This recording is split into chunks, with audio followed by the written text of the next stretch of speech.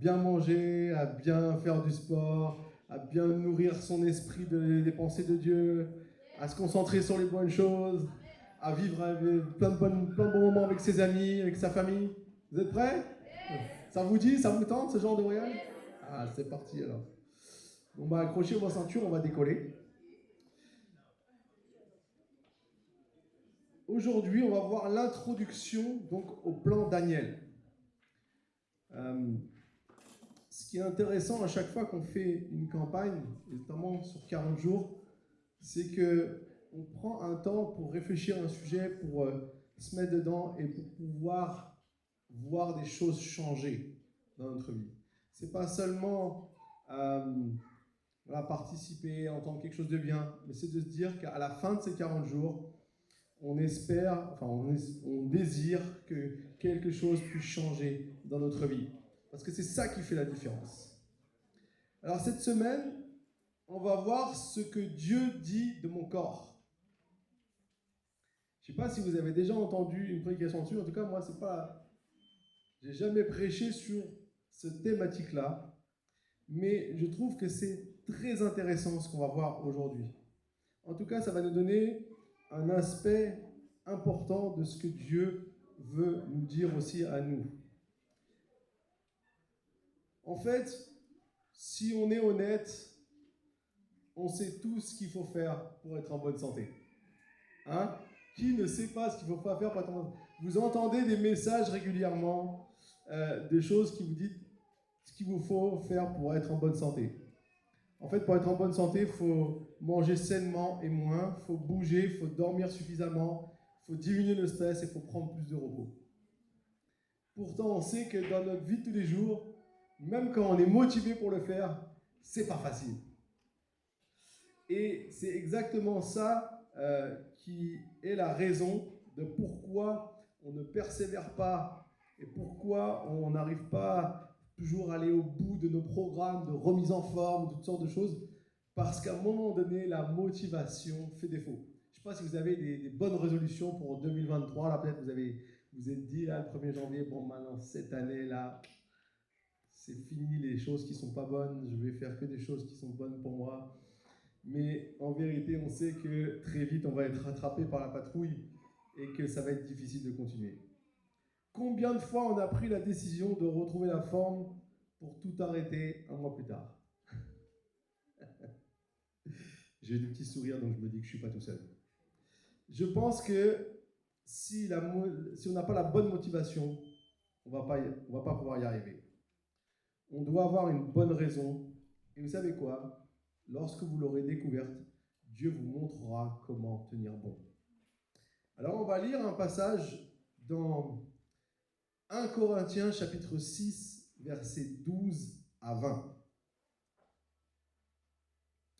Ce passage nous dit: tout m'est permis, mais tout n'est pas utile. Tout m'est permis, mais je ne me laisserai pas dominer par quoi que ce soit. Les aliments sont pour le ventre et le ventre pour les aliments. Et Dieu détruira l'un comme l'autre, comme les autres. Mais le corps n'est pas pour l'immoralité sexuelle, il est pour le Seigneur, et le Seigneur est pour le corps. Or Dieu, qui a ressuscité le Seigneur, nous ressuscitera aussi par sa puissance. Ne savez-vous pas que vos corps sont les membres de Christ? Fuyez l'immoralité sexuelle. Tout autre péché qu'un homme commet est extérieur à son corps, mais celui qui se livre à l'immoralité sexuelle pêche contre son propre corps. Ne le savez-vous pas? Votre corps est le temple du Saint-Esprit qui est en vous et que vous avez reçu de Dieu. Vous ne vous appartenez pas à vous-même, car vous avez été rachetés à un grand prix. Rendez donc gloire à Dieu dans votre corps. En fait, ce passage va nous révéler 6 vérités importantes. 6 choses radicales qui vont à contre-courant de notre culture, de ce que nous disent les médias par rapport à ce que Dieu veut nous dire par rapport à notre corps. Premièrement, Dieu s'attend à ce que je prenne soin de mon corps. En fait, il y a un concept ici qui est un peu sous-entendu, même clairement dit, mais parfois pas tout à fait clairement compréhensible, c'est « je ne suis pas le propriétaire de mon corps, mais j'en suis le gestionnaire. Qui est le propriétaire de mon corps? C'est Dieu. La Bible parle de l'intendant. Je suis responsable de l'intendance de ma santé.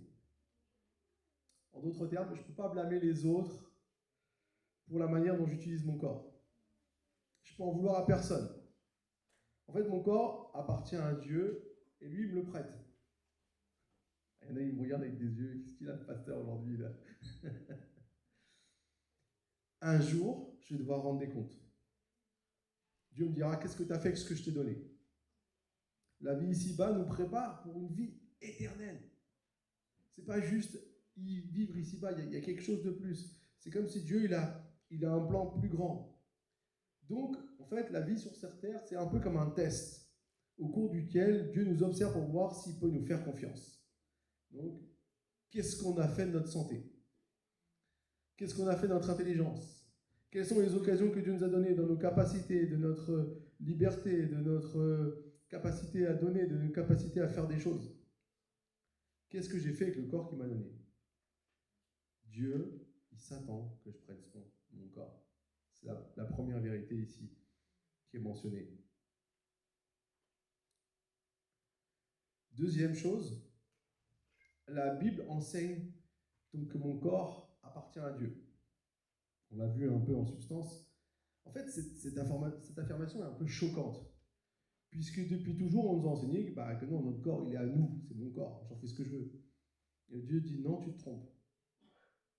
C'est mon corps, je te l'ai prêté. Il ne t'appartient pas parce que tu ne l'as pas créé. Celui qui a créé nos corps, c'est Dieu. Celui qui a tout créé, c'est Dieu. Nous, on ne possède rien. C'est comme un prêt. Ça peut être un prêt qu'on vous a fait, on vous a fait un prêt d'argent pour quelque chose. En fait, même si ça devient votre argent, ce n'est pas encore pleinement votre argent. Il vous l'est prêté pendant votre vie ici-bas.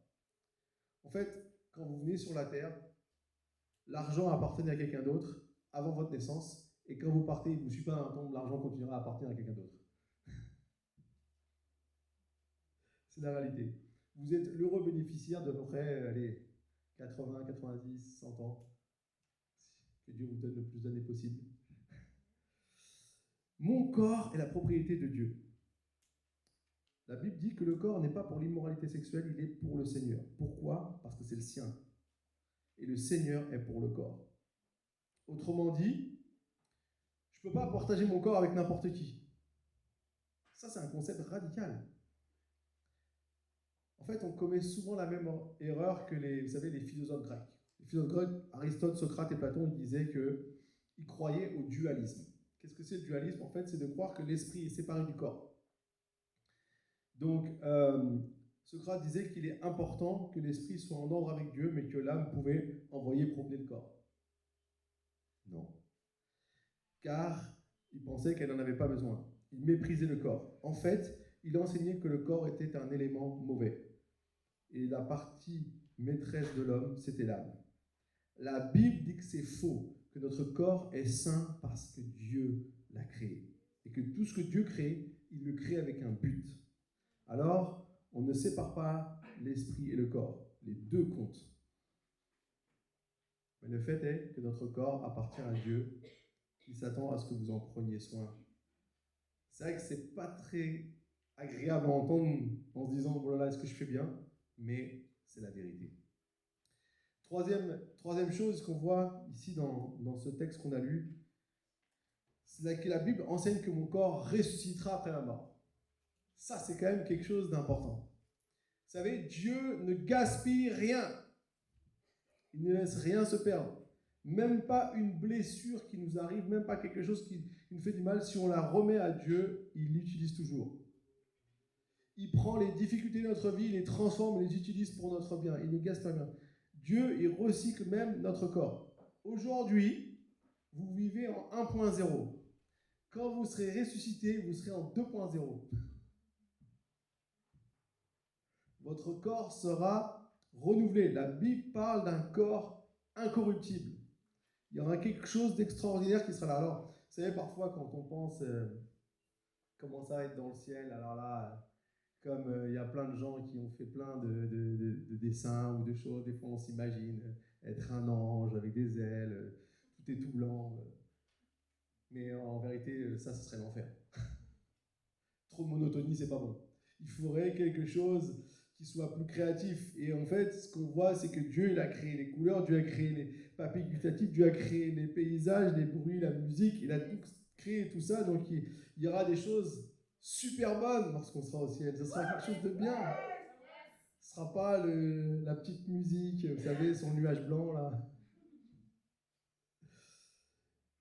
1 Corinthiens 6, 14 dit « Or Dieu qui a ressuscité le Seigneur nous ressuscitera aussi par sa puissance. » En fait, pour voir à quel point notre corps est important, c'est que Dieu dit « J'en ai pas fini avec toi, je vais ressusciter ton corps. » Vous vous dites « Est-ce qu'il ne va pas se décomposer dans la terre ?» Mais Dieu dit « Je vais le ressusciter en version 2.0. » Et en fait, il peut faire parce qu'il a créé l'univers. Il a rassemblé toutes choses, il a créé toutes les choses. Et vous savez, une des manières dont on sait comment va être notre corps une fois qu'on va ressusciter, c'est lorsqu'on peut prendre l'exemple de Jésus. Jésus, lorsqu'il est mort et qu'il est ressuscité, la Bible nous dit que quand il est ressuscité, il y a 500 personnes qui l'ont vu. C'est pas moi qui le dis, c'est écrit dans la Bible. Et moi, il reste les dieux. Et des témoins oculaires. Et en fait, ce qui est intéressant, c'est que, alors il y avait une particularité, c'est que Jésus pouvait apparaître dans un endroit comme ça, les disciples étaient là, d'un seul coup Jésus était là. Donc il y avait une dimension un peu, voilà, que nous on peut avoir dans les films. Mais la réalité, c'est que tout le monde reconnaissait Jésus. Donc moi je me dis une chose, c'est qu'une chose qu'on peut savoir, c'est qu'au ciel on va se reconnaître. Je verrai Jordan. Bon, pas tout de suite, hein. Non, pas tout de suite. T'inquiète pas, Jordan, t'inquiète pas. Mais ce qu'on peut voir ici, c'est que on aura donc Dieu va ressusciter nos corps et va, au travers de sa puissance, créer quelque chose qui va être parfait. Et j'aime, on peut lire ça dans 1 Corinthiens 15, si vous voulez, vous retrouvez tous ces versets, voir qu'il y aura cette notion d'incorruptibilité, cette notion d'état parfait de corps. Mais en fait, il y a 3 erreurs qu'on commet souvent par rapport au fait que notre corps en fait va être ressuscité par la puissance de Dieu, qui nous empêche de pouvoir vraiment prendre soin de notre corps. C'est quoi ces 3 erreurs? La première, c'est qu'on utilise notre propre volonté au lieu d'utiliser la puissance de Dieu. On veut régénérer notre corps par notre propre volonté. La volonté nous motive pendant 3 semaines, puis on fatigue, et on arrête le régime et on recommence à fumer. Pour ceux qui sont dans ces problèmes-là. La volonté ne suffit pas pour changer. La volonté est formidable à court terme, mais si vous vous forcez à faire quelque chose, vous vous en lasserez très vite. Vous allez lâcher le gouvernail, le bateau va se mettre sur le pilotage automatique et vous emmènera dans une autre direction. C'est pour ça que les résolutions ne durent pas. Les résolutions du début de l'année, les statistiques sont d'environ 3 semaines. Donc là, vous êtes encore bien. C'est la première semaine, vous avez réussi à tenir. Il ne vous reste plus que 2 semaines. C'est notre point faible. Nos propres forces ne suffisent pas. Et vous savez, Dieu le veut comme ça, il l'a voulu comme ça. Vous devez vous brancher sur la puissance de Dieu. Sans elle, vous ne persisterez pas. La deuxième erreur qu'on commet, c'est que notre motivation n'est pas forcément bonne. Alors je m'explique. Si le but ne concerne que ma petite personne, je ne parviens pas à prendre de nouvelles habitudes qui tiennent sur le long terme. Par exemple, si j'ai un objectif qui me pousse à me dépasser, à me sortir du lit le matin, personnellement, j'ai commencé déjà plusieurs régimes et j'étais motivé pour avoir une belle apparence, pour être plus beau. Bon, ça va, je ne vais pas me plaindre. Merci Seigneur, en toute humilité. Tout le monde rigole. Je voulais me sentir bien, mais dans ma peau et vivre plus longtemps. Il n'y a rien de mal à ça. mais ce sont des buts légitimes. Mais il est bien plus important d'être en forme sur le plan spirituel.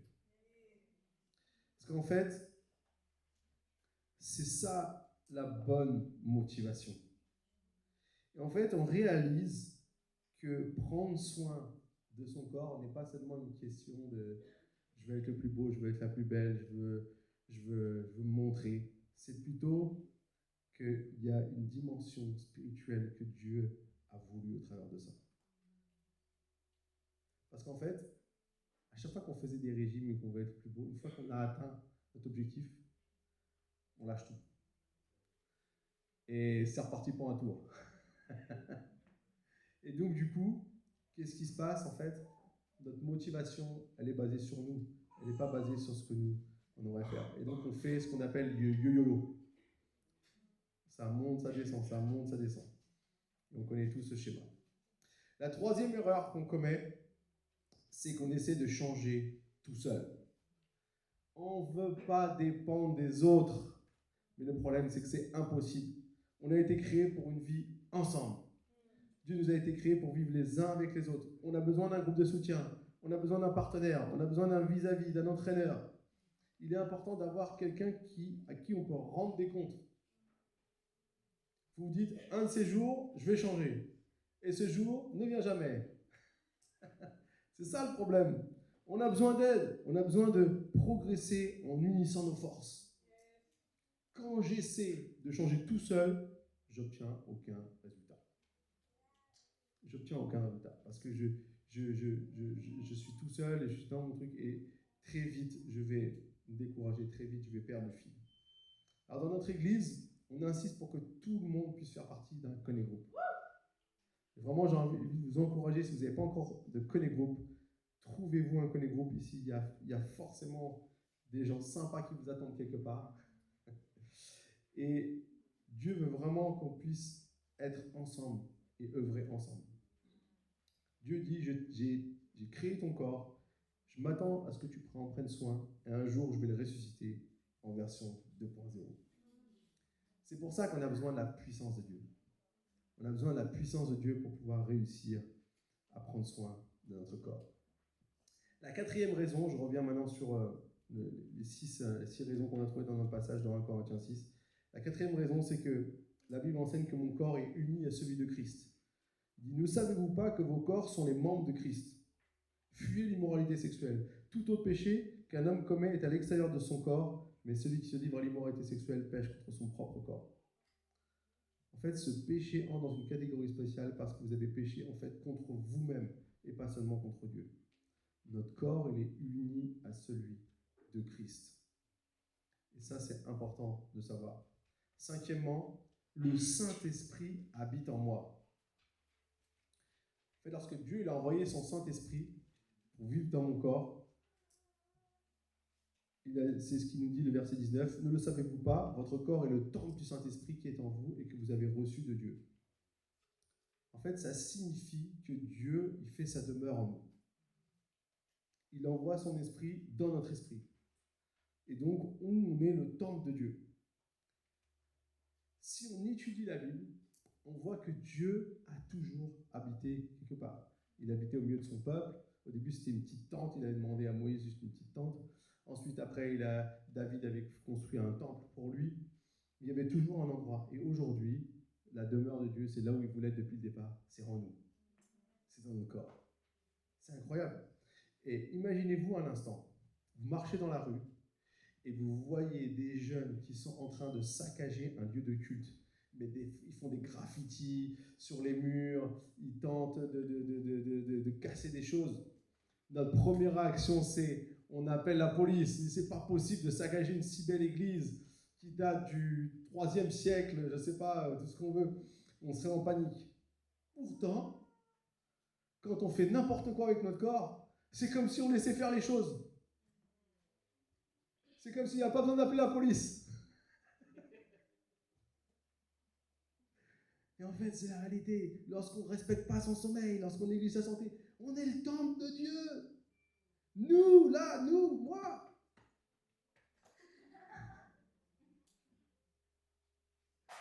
faut pas laisser vandaliser le temple de Dieu. On doit prendre soin de son corps. Le Saint-Esprit habite en nous. La dernière chose que j'aimerais partager avant de passer une deuxième partie, c'est que Jésus a racheté mon corps sur la croix. Dans 1 Corinthiens 6, il dit « Vous ne vous appartenez pas à vous-même car vous avez été rachetés à un grand prix. Rendez donc gloire à Dieu dans votre corps. » Jésus vous a racheté corps, âme et esprit. Est-ce que vous savez combien vous valez? Regardez la croix, les bras tendus, les mains percées.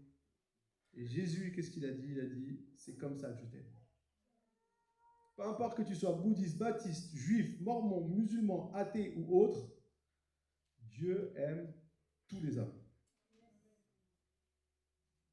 Vous savez, l'amour incroyable de Dieu, c'est qu'il nous aime tellement qu'il a préféré la mort à une vie sans nous. Il a préféré passer par la mort qu'une vie sans nous, qu'une vie sans toi. Il a quitté la gloire du ciel pour venir accomplir un geste fou. C'est juste incroyable de penser la valeur qu'il nous donne, la valeur que Dieu te porte. Ton corps est d'un prix inestimable. Imaginez-vous, vous possédez un cheval de course qui vaut au moins 1 million d'euros. Est-ce que vous lui donneriez à manger n'importe quoi? Non. Jamais. Donc, nous aussi, on doit comprendre qu'on a une énorme valeur pour Dieu et que Dieu désire que nous puissions prendre soin de notre corps. Parce qu'on vaut bien plus qu'un cheval de course, d'1 million d'euros. On est le temple de Dieu. Romains 12, 1 nous dit « Je vous encourage donc, frères, par les compassions de Dieu, à offrir vos corps comme un sacrifice vivant. » C'est intéressant qu'il ne demande pas d'offrir notre âme, mais notre corps physique. Parce que vous ne pouvez pas servir Dieu sans votre corps. Tu sais, il y en a qui vous disent « Je serai avec toi en pensée ou en esprit. » Vous savez ce que ça veut dire? Rien du tout, parce qu'ils ne seront pas là. Il ne peut pas être avec vous en esprit, en pensée. Si ils ne sont pas là, ils ne sont pas là. Parce que c'est le corps physique qui fait qu'on est présent ou pas. Donc du coup, c'est important de comprendre que Dieu veut que nous puissions offrir notre corps comme un sacrifice vivant, saint, agréable à Dieu. Et ce sera de notre part un culte raisonnable. Alors du coup, on se rend compte que prendre soin de notre santé, en fait, ça devient un acte d'adoration. Ça devient un acte d'adoration. En résumé, je veux dire que votre corps se porte mieux, pas seulement parce que vous y alliez bien, que vous soyez en pleine forme, pas seulement pour que vous vous sentiez bien, pas seulement pour que vous viviez longtemps. Bien sûr, c'est super ces choses-là, on est content. Mais il y a des motifs encore plus légitimes. Parce que Dieu a créé ton corps. Parce que Jésus est mort pour ton corps. Parce que l'Esprit de Dieu vit dans ton corps. Parce que ton corps est uni à celui de Christ. Parce que Dieu ressuscitera ton corps un jour en version incorruptible. Et parce que tu es censé en prendre soin en attendant. Ça, c'est les raisons bibliques ici qu'on a sur le fait de prendre soin de notre santé et de notre corps. Et ce sont des raisons spirituelles. Donc, c'est important, les amis, qu'on ait conscience de cette dimension aussi que Dieu veut nous donner. Et ce qu'on comprend ici, c'est que le soin qu'on va apporter à son corps dépasse le simple désir d'aller mieux. C'est une discipline spirituelle. Je ne sais pas vous, mais parfois, c'est pas facile de prendre des disciplines spirituelles.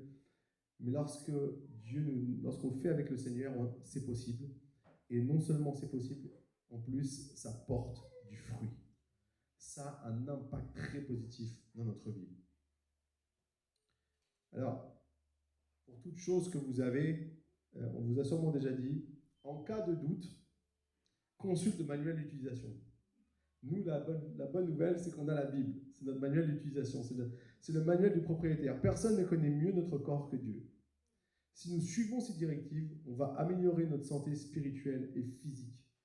Dans la parole de Dieu, il y a toutes sortes de promesses liées à la santé, ainsi que des principes et des programmes de santé.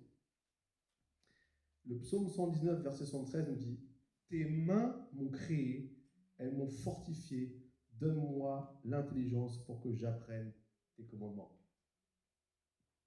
Je répète, « Tes mains m'ont créé, elles m'ont fortifié, donne-moi l'intelligence pour que j'apprenne tes commandements. » C'est important de désirer trouver et pouvoir mettre en pratique les commandements que Dieu nous donne. Et surtout de capter le but et ce que Dieu avait derrière lorsqu'il nous a créés, lorsqu'il a créé ces choses, lorsqu'il nous a donné ces commandements. Vous savez, Dieu ne donne pas juste un commandement pour que ce soit un poids pour nous, qui tombe sur les épaules, et que ce soit, voilà, comment je vais faire, voilà, je vais jamais y arriver. Non, Dieu nous donne des commandements parce qu'il sait que c'est ce qu'il y a de mieux pour nous.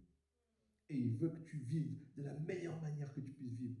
Il veut que tu sois bien dans ton corps, il veut que tu sois bien dans tes pensées, il veut que tu sois bien dans ton cœur, il veut que tu sois bien partout. Son seul objectif, comme un papa qui aime ses enfants, il veut que nous soyons dans la meilleure forme possible.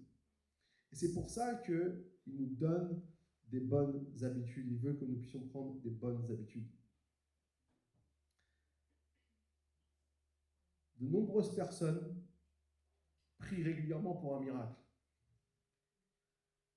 Pourquoi Dieu vous accorderait-il un miracle? Et vous guérirait-il puisqu'il sait qu'une semaine après, vous retomberez dans vos anciennes habitudes? Pourquoi Dieu nous accorderait un miracle dans nos finances si dès qu'on sort la tête de l'eau, on repart à dépenser et c'est de nouveau la même histoire? Il ne nous exaucera pas parce qu'il connaît l'importance du fait de pouvoir sortir de ces mauvaises habitudes. Et nous, on connaît déjà l'importance de l'alimentation, de l'activité physique, du sommeil et du repos.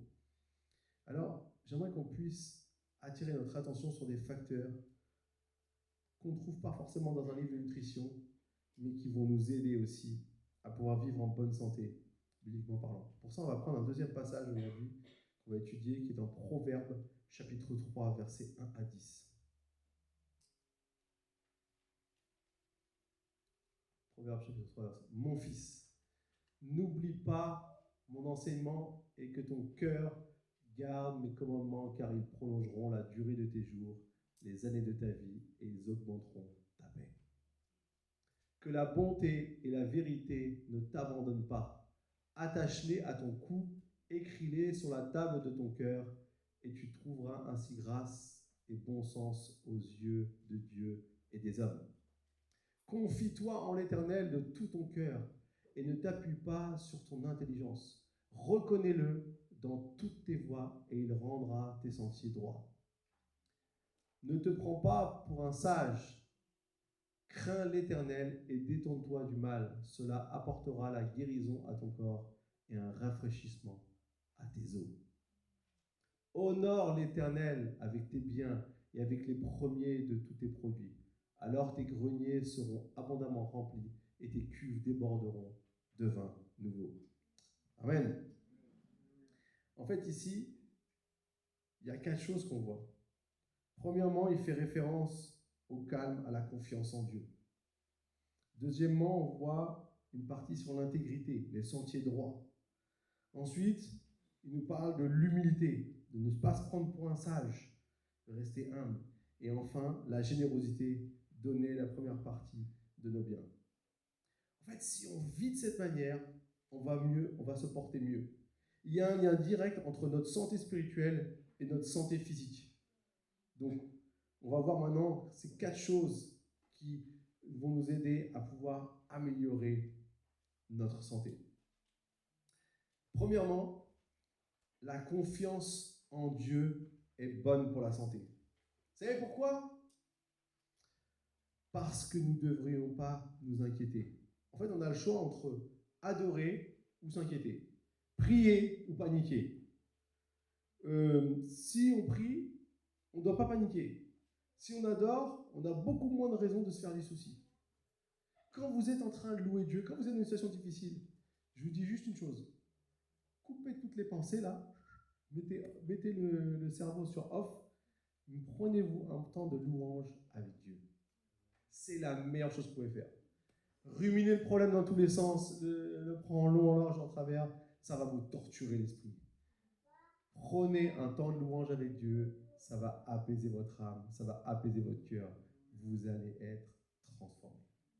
Sincèrement, c'est une des plus belles choses qu'on peut faire. Et lorsqu'on fait ça, qu'est-ce qu'on se rend compte? Finalement, on commence à sentir en nous une confiance. Pourquoi? Parce qu'un cœur paisible est la vie du corps, tandis que l'envie est la carie des os. C'est ce que nous dit Proverbe 14:30. Vous savez, ce n'est pas seulement ce qu'on mange qui compte, c'est ce qui nous mange qui est important aussi. Qu'est-ce qui te ronge au quotidien? Qu'est-ce qui est ton souci en toi en permanence? Là, on peut trouver le meilleur des régimes et consommer les aliments les plus frais, les plus sains, les plus naturels, les plus équilibrés. Mais si on cultive du ressentiment envers notre père, de la jalousie envers notre ami, de l'amertume envers notre mère, si on se sent coupable parce que de ce qu'on a fait hier ou au préalable, tout ce qui nous mange, c'est ce qui nous mange, ce sont ces choses-là qui vont nous faire du mal. C'est des choses qui sont au fond de notre cœur, qui parfois vont plus nous faire du mal que les choses extérieures. Pas étonnant qu'on ressente une douleur ici et là. En fait, le ressentiment et l'amertume agissent comme un poison en nous. C'est comme un feu qui nous dévore de l'intérieur. Alors, faites confiance à Dieu. Débarrassez-vous de ce qui vous ronge. Débarrasse-toi des choses qui sont là dans ta vie, qui veulent te consumer de l'intérieur. C'est ce qui nous amène au deuxième point. Le deuxième point important pour être en bonne santé, c'est confesser les péchés. C'est bon pour la santé de confesser les péchés. N'importe quel psychologue vous confirmera. Parce que vous ne pouvez pas réprimer un péché ni l'étouffer. La seule chose que vous pouvez faire, c'est l'exprimer à Dieu, le confesser. Quand je ravale ma colère, c'est mon estomac qui encaisse.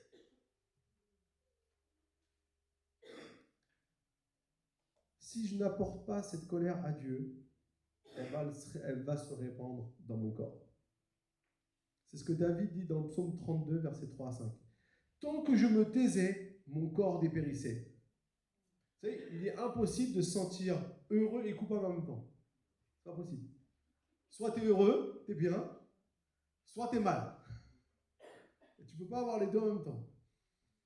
Donc du coup, David, il dit, tant que je me taisais, mon corps dépérissait. Je gémissais toute la journée. Ma vigueur avait fait place à la sécheresse de l'été. C'est ce qui explique notre faiblesse constante. Le fait qu'on transporte un sac poubelle de culpabilité sur nous en permanence. Je t'ai fait connaître mon péché. Je n'ai pas caché ma faute et tu as pardonné mon péché. L'une des choses les plus bénéfiques qu'on peut faire, c'est de recevoir le pardon de Dieu. Confesser les choses qui sont là et qui nous rendent coupables et qui nous font du mal, qui sont lourdes à porter. Moi, je suis persuadé qu'il y a des personnes qui vont avoir un nouvel élan dans leur corps rien que parce qu'ils ont laissé certaines choses.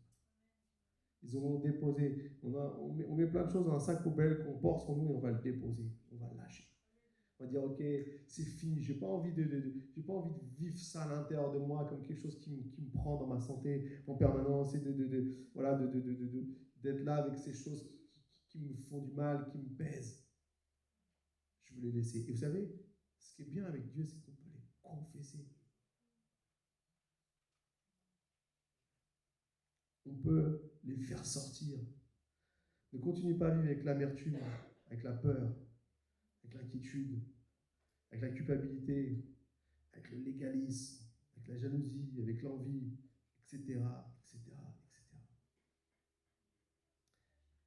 Faire confiance à Dieu, c'est bon pour la santé. Confesser mes péchés, c'est bon pour ma santé. Troisièmement, donner généreusement, c'est bon pour la santé. C'est bon pour le cœur. Chaque fois que je donne, mon cœur grandit. Chaque fois que je donne, je brise l'emprise du matérialisme sur ma vie. Oh, on dit tous, mais moi je ne suis pas matérialiste. Est-ce qu'on pourrait voir le compte bancaire, s'il vous plaît? Est-ce qu'on pourrait analyser la nature des dépenses? Là, on va voir si vous êtes matérialiste ou pas.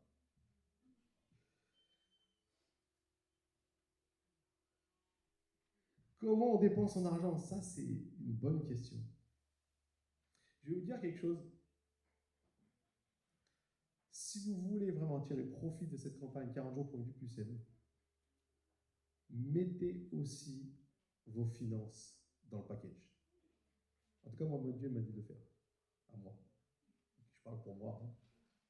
Mais bon, puisqu'il m'a dit, je peux vous transmettre le conseil si ça vous intéresse. Parce qu'en fait, j'ai réalisé que c'est vrai, on a aussi besoin de laisser Dieu mettre là. On a aussi besoin de dire, ok, on est prêt à dire on veut une vie plus saine, ben ça doit être dans tous les aspects de nos vies. Et on sait très bien que les finances, ça agit dans plein de domaines, c'est un peu transversal, vous savez, c'est par-ci, par-là. Et je crois que c'est vraiment important, si on veut être honnête, à dire, ok, Seigneur, je suis prêt à peut-être découvrir une dimension plus importante dans la générosité. Il y a plus de promesses dans la Bible sur l'offrande de la générosité que sur tout autre sujet. En fait, beaucoup de gens se posent ces questions. Pourquoi c'est tellement pas dans la Bible? Vous savez, Dieu n'a pas besoin d'argent. Tout lui appartient. C'est pas une question de rentabilité. Mais en fait, c'est une des choses qui nous libère pleinement dans être à la ressemblance de Dieu. Dieu, c'est la générosité incarnée. C'est être généreux. Si on veut ressembler à Jésus, si on veut être comme Dieu, on doit vraiment développer cette générosité. Et plus on développe, et plus on peut l'expérimenter dans notre vie, plus c'est incroyable de voir comment c'est beau. J'ai mon petit frère qui, vous avez vu le pasteur Maoli tout à l'heure, littéralement, il était prêt à donner sa voiture pour qu'elle parte en Afrique. Donc elle va partir en Afrique d'ailleurs, elle part demain. Et je me suis dit, c'est pas pour dire quoi que ce soit, mais vous savez, des fois, on peut s'attacher à des choses qui sont futiles. Et là, de voir comment ça va être une bénédiction, et en plus, hier, il faisait une petite vidéo parce qu'il a tout nettoyé, il a tout fait nickel. Et puis, il disait, le gars, le garagiste lui disait, mais pourquoi vous vous séparez de cette voiture? C'est un moteur 2 litres avec une chaîne, c'est increvable ce truc-là. Il dit, bah justement, c'est pour qu'elle aille en Afrique et qu'elle soit increvable là-bas et que ça soit une bénédiction pendant longtemps pour le passant là-bas en Afrique. Le garagiste, il ne comprenait pas pourquoi on est prêt à envoyer une voiture, on est prêt à faire un don à quelqu'un d'une voiture. Mais oui, nous on sait pourquoi. Parce que ce n'est pas une question de on va en profiter pour nous seulement. Ce qu'on veut, c'est que ce soit une bénédiction pour les autres. Et en fait, c'est ça que Dieu veut. Il veut qu'on puisse être une bénédiction pour les autres. L'âme généreuse sera comblée. Celui qui arrose sera lui-même arrosé. Amen. Vous priez pour mon petit frère pour une voiture. Il va trouver ça très bien. Dieu est bon. Vous savez, dans la vie, il y a deux sortes de personnes. Il y a ceux qui prennent et ceux qui donnent. À toi de choisir de quel côté tu veux faire partie. Quatrièmement, s'amuser, c'est bon pour la santé. Ah, il y a du public là, il y a du public. S'amuser, c'est bon pour la santé. C'est bon pour la santé de s'amuser sainement. De nombreux versets abordent ce sujet. La Bible enseigne que nous sommes censés apprécier la vie et non l'endurer. Tout ce que Dieu a créé pour qu'on puisse en jouir, pour qu'on puisse en profiter. Proverbe 17, 22 nous dit un cœur joyeux.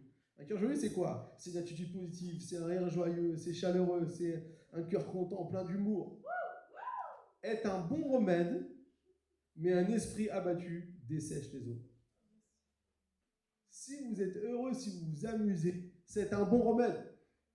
2023, prescription du Seigneur, amuse-toi sainement.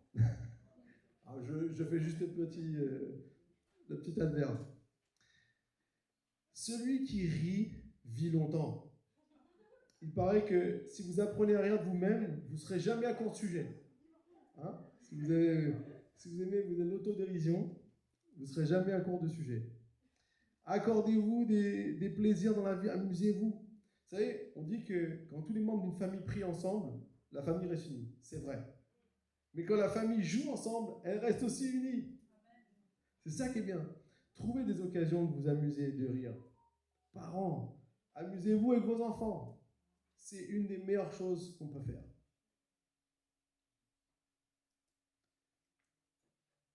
Dieu, il ne veut pas une vie comme ça, où c'est carré.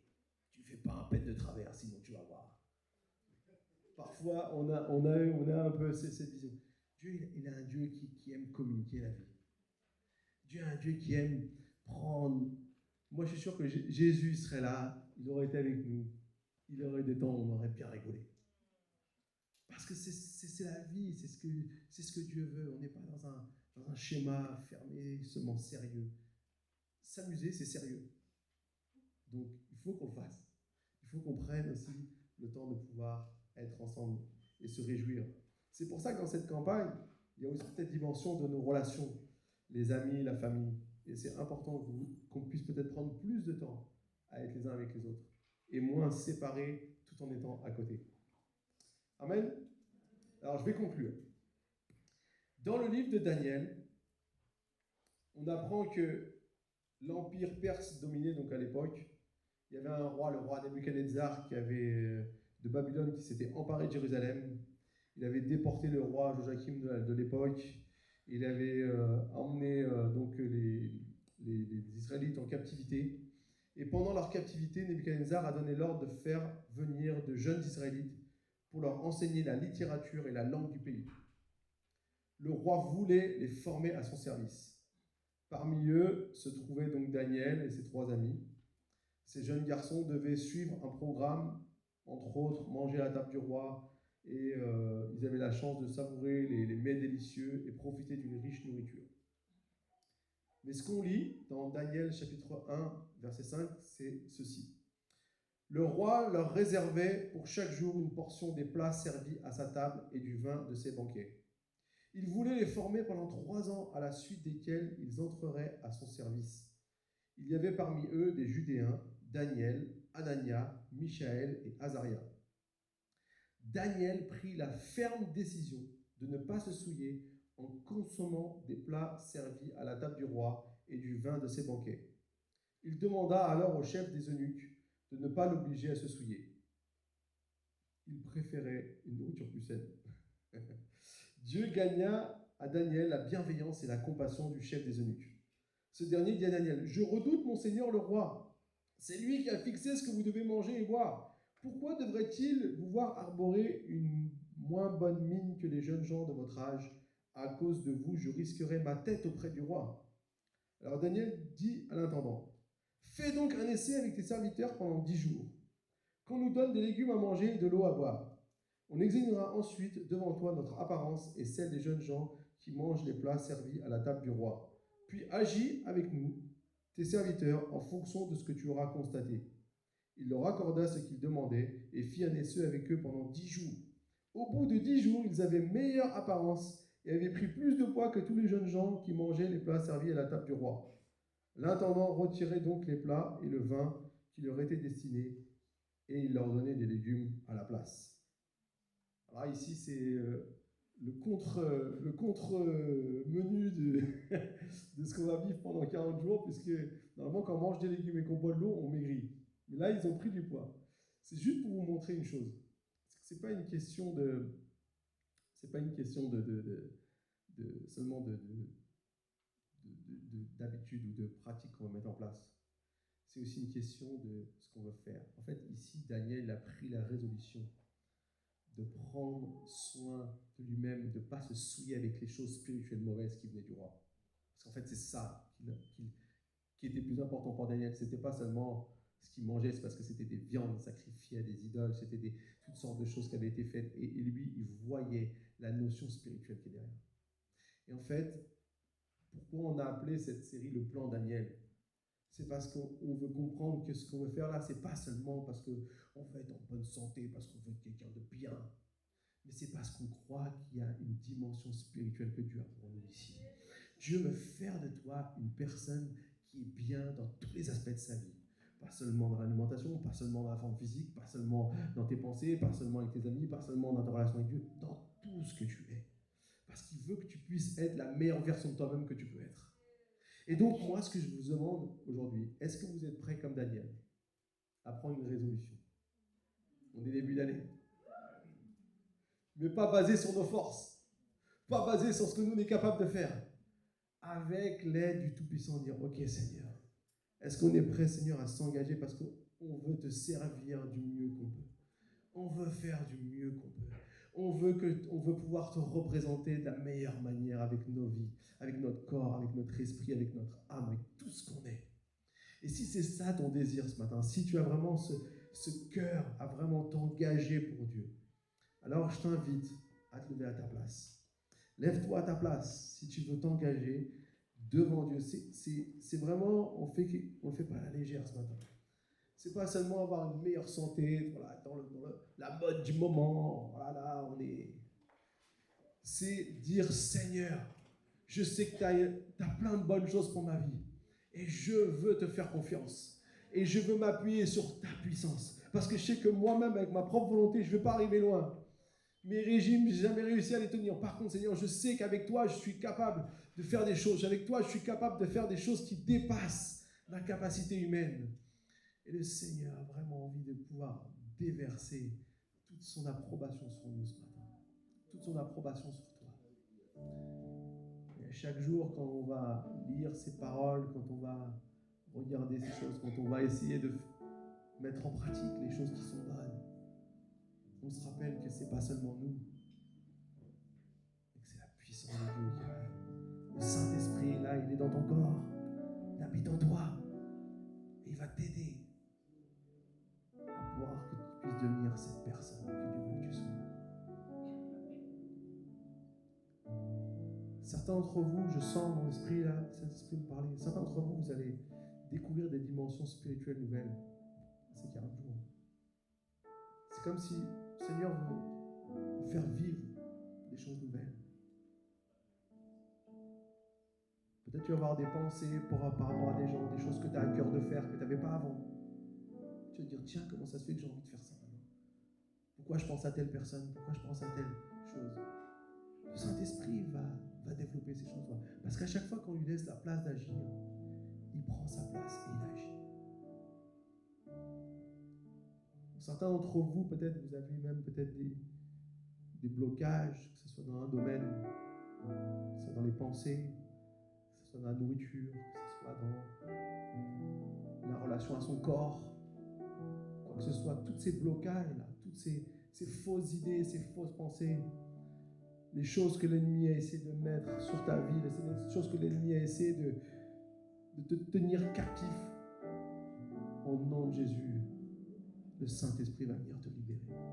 À mesure que tu t'ouvres à la présence de Dieu, le Saint-Esprit va faire son œuvre en toi. Il va te montrer que tu n'es pas obligé de rester avec ces habitudes alimentaires négatives. Tu n'es pas obligé de rester avec cette vision de ton corps négative. Tu n'es pas obligé de rester avec ces pensées qui essaient de te souiller et qui sont négatives. Tu n'es pas obligé de rester avec ces relations qui sont mauvaises et qui te bousillent la vie. Le Saint-Esprit va faire son œuvre. Il va souffler sur toi. Et de ces 40 jours vont prendre vie une nouvelle dimension. Une nouvelle dimension de l'Esprit de Dieu dans ta vie. Alléluia. Seigneur, merci ce matin. Merci pour ta grâce ce matin. Seigneur, merci parce qu'on a tellement besoin de toi. Seigneur, j'ai tellement besoin de toi aussi. Seigneur Jésus, aide-moi, Seigneur, à devenir la meilleure version de moi-même que je peux être. Seigneur, aide-nous, Seigneur, à pouvoir être régénérés, renouvelés. On veut vivre une vie plus saine, Seigneur. On ne va pas être pris par toutes ces choses de ce monde qui essaient de nous prendre dans ses griffes, de nous dominer. Seigneur, mais on veut vraiment être renouvelé par la puissance de son Saint-Esprit en nous. Seigneur Jésus, souffle sur nous, Seigneur. Souffle.